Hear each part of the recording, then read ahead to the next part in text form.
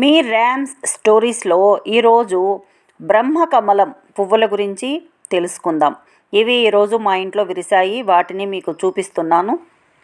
బ్రహ్మకమలం బ్రహ్మ కన్నీటి చుక్క పడిన ప్రదేశం నుంచి ఇది ఆవిర్భవించిందని, దాన్నే ఆయన తన ఆసనంగా చేసుకున్నాడని పెద్దలు చెబుతారు. సాధారణంగా బ్రహ్మకమలం హిమాలయ పర్వత సానువుల్లో మాత్రమే పెరుగుతుంది. ఇదే ఒరిజినల్ అట.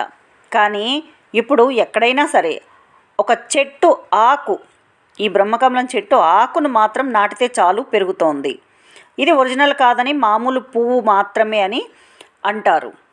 అయితే ఈ చెట్టు పువ్వులు ఏడాదికోసారి మాత్రమే పూస్తాయి. అన్ని అని లెక్కేం లేదు, ఎన్నైనా పూస్తాయి. అయితే ఈ మొగ్గ తొడిగిన నుంచి పువ్వు విరిసేదానికి దాదాపు 10 రోజుల కాలం పడుతుంది. అది ఆకు అంచుకే ఈ మొగ్గ వస్తుంది. కానీ అంత బరువు ఆకు ఎట్లా మోస్తుందో అది కూడా పెద్ద ఆశ్చర్యమే. ఈ పువ్వు ఓన్లీ రాత్రిపూట మాత్రమే, ఆఫ్టర్ 9 అది కూడా వికసిస్తుంది. మళ్ళీ తెల్లారేసరికి ముడుచుకొని పోతుంది.